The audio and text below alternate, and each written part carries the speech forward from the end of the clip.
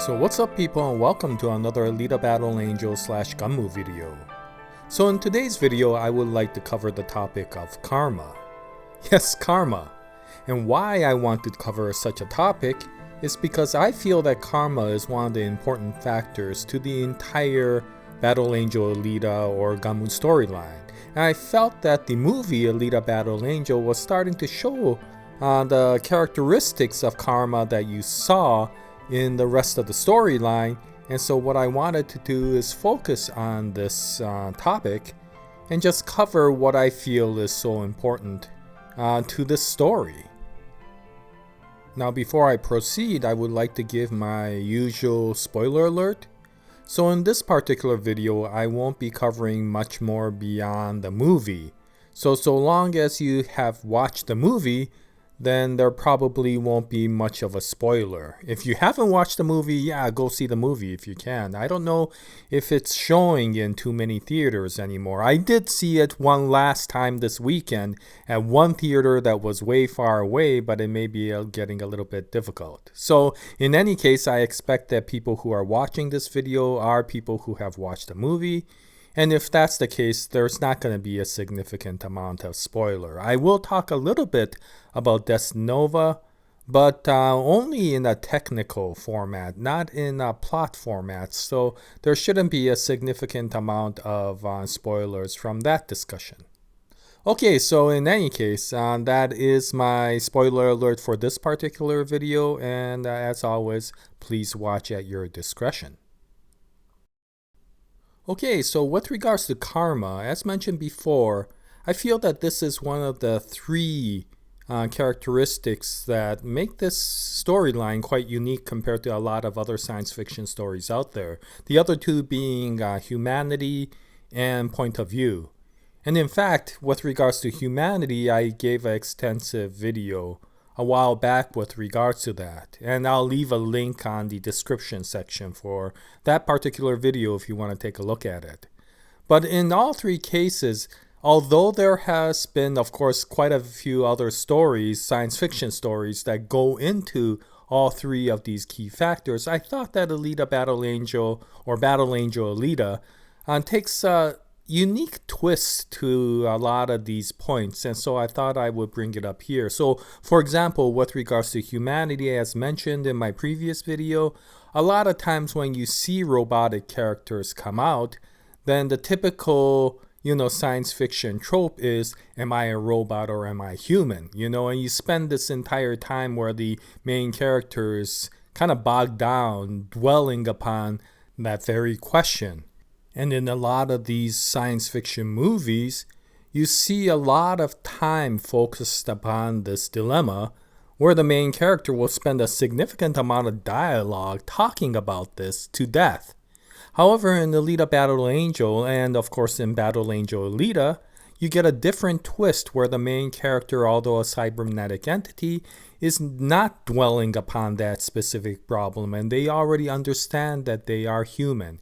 And it's because of the great amount of humanity and empathy that we see in the main character that we're able to connect with her a lot more and immerse ourselves in the storyline. And this gives the story a lot more depth than a lot of the other sterile sort of storylines that you see often in science fiction movies.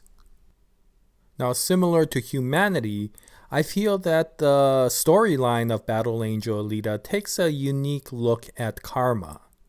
Now typically, in a superhero type of movie, what you will get as karma is, well, the evil guy gets his just dessert, right? Yeah, dude, karma is a bitch is what you often hear when they see the evil guy finally get defeated.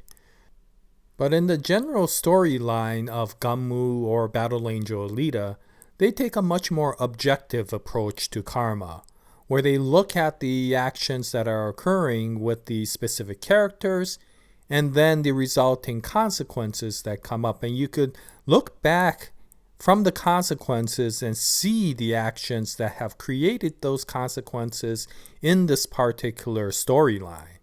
And although you see this sort of karma and consequence in other movies as well, why I say it's a much more objective is it doesn't fall into the standard tropes that you often see in superhero type of stories.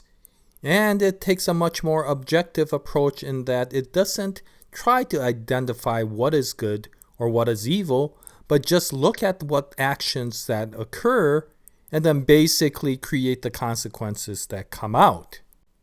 And of course, there are other movies and other franchises that dwelled upon karma quite well.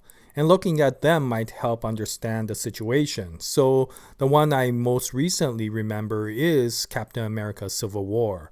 And when that movie came out, of course, people often sided with Steve Rogers or sided with Tony Stark. And there was that big debate about who was correct. But overall, that movie was not about which side you were on or who was correct, but more about the experiences that each character experience in the past that resulted in their choice that they made in that particular movie. So in the case of Tony Stark, of course, he created Ultron, and that created that entire mess in the second Avengers movie. And of course, he felt that he was responsible for it, and that resulted in his decision that maybe the government should govern superheroes more closely.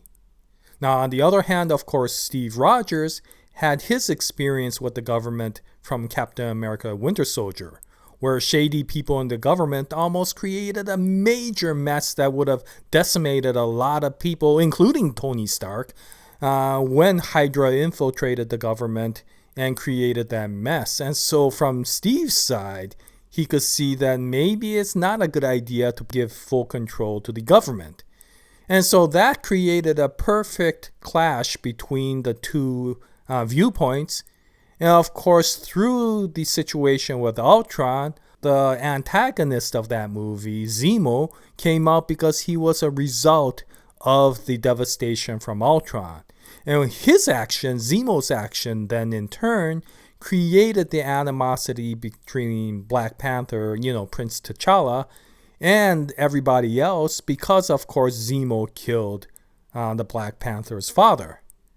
And so there you see a tremendous amount of causality where one character experiences a certain situation that's different from another character, and when they come together, you see the conflict and viewpoints come. So that is a very good example of how karma can be brought into a movie in a very creative manner.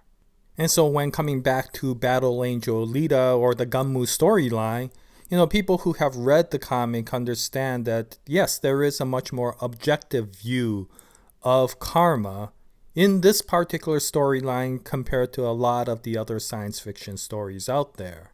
And one way to understand that is because karma is a lot more objective, a lot of characters who come out in the story are not protected by what is often called plot armor, where, of course, in a lot of these typical movies, you will often see the plot and the karma revolve in a predicted manner that you would expect to see. For example, if you see a good guy or a main character go against the main big bad boss in the final fight of the movie, there's a good possibility that, yes, the good guy will come out on top. And that's because of plot armor. But in Battle Angel Alita, the storyline, it takes a much more objective approach because it doesn't identify any of these characters as stereotypical good or stereotypical evil, but are basically the summation of a lot of their actions that they have done. And because of that, the story doesn't go the usual method where the main character gets the good karma that makes them succeed, and the antagonist gets the bad karma that eventually takes them down. Whether you're a protagonist or antagonist, the results that come out from the story will be the actions that these characters do, whether it's devastating or beneficial. And when you look at the Alita Battle Angel movie, you already start seeing indications that the story is going to go with a much more objective view of karma that you see in the Battle Angel Alita comic storyline rather than the standard superhero tropes that you often see in a lot of these kind of formalistic movies. So for example, in the movie, you start getting a little bit upset at the antagonist for creating the situation that resulted in Hugo's death, and of course that devastated Alita. But if you look at it, it actually is a causality that goes way beyond that point. I mean, Hugo's death was a result of many different situations that came up in the movie and prior to the movie. Probably the biggest cause for Hugo's death was Hugo himself, right? He was a jacker of cyborgs, and that created the crime which led to Hugo's eventual demise. But of course, in addition to that, the whole situation about Iron City, its crime and its underworld, was what gave Hugo the opportunity to go into the life of crime. As Doc Ido said in the movie, this city will take even the best people and corrupt them. And then on top of that, of course, there was the animosity between Zapan and Alita. And of course, it was Zapan that eventually, framed Hugo for that criminal act. But that was because he had a major hate for Alita, not for Hugo. He knew that by going through Hugo, he could devastate and hurt Alita. But that animosity between Zapan and Alita came through a bar fight that Alita started. Now, this was very interesting with regards to how the comic, treated this versus the movie. So first of all, in the comic, Hugo was basically already a hardened criminal. You didn't have to frame any crime onto him to become a hardened criminal. All you had to do is show that he was jacking cyborgs, which Zapan was able to do by, catching him at the scene of the crime, just like in the movie, and that would have been enough of a crime for Hugo to be exterminated. But in the movie, of course, for some reason, they had to make Zapan kill somebody to frame it on Hugo. I don't know why they did that, with the possibility that they just wanted to make sure that the audience can comfortably identify a bad guy as being a bad guy, and so that would help justify this whole situation.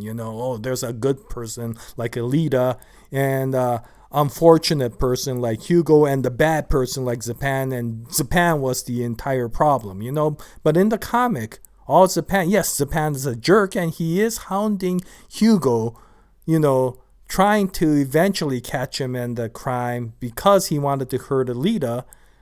But to be honest, since Hugo was a criminal, all Zapan was doing his job as a hunter warrior.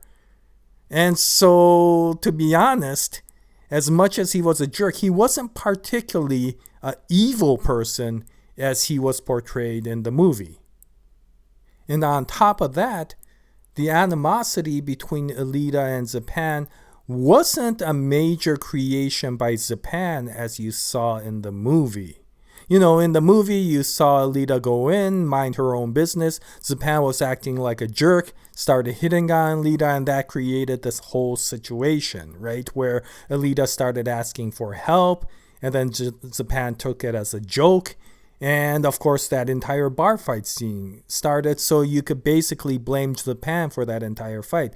In the comic, it wasn't Hugo and Alita that entered the bar. It was Ido and Alita. In fact, Ido was, bringing Alita in to help her meet with the other hunter warriors. And Zapan was one of them, and he friendly greeted Ido and said, "How's it going?" It was only when Ido started asking the other hunter warriors if they would help take Grishka down, or Makaku down in the comic, I should say, that Zapan was the first to say, "Get real, Ido. Makaku is far beyond what we can handle. And to be honest, to ask us to take him down with you is asking a lot, don't you think?" And it was during that time when Alita jumped on that table and said, "You guys are pathetic. If you're going to hide underneath a table every time Makaku comes along and then call yourselves a hunter warrior, you guys are the lowest of the lows." And of course, that angered Zapan. and that started the bar fight scene. So to be honest, the animosity in the comic, at least, between Zapan and Alita was equally caused by both Zapan and Alita.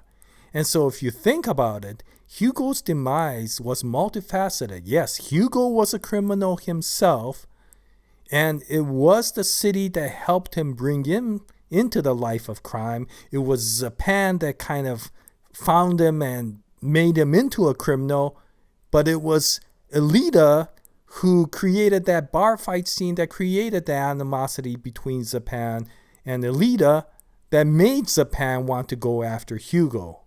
And this is what I mean by karma. There are situations that you observe in the movie and also in the longer story that starts setting situations up for things that will happen later on. And aside from, for example, this Hugo event, there are other things that are going on that you see even in the movie that will affect probably what you see in the next movie and movies coming down the road if they follow the source material faithfully.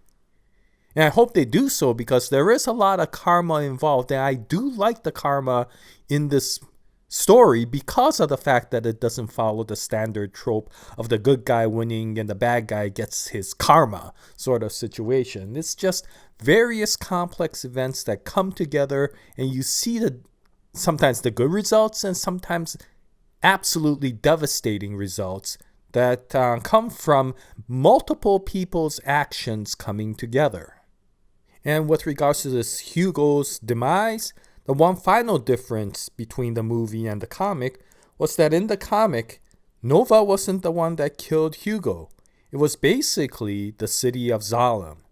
See, the city of Zalem continuously, periodically sends those decimating rings down because they treat the people of Iron City like rodents, and they feel that every once in a while one of these guys is going to climb up the tube.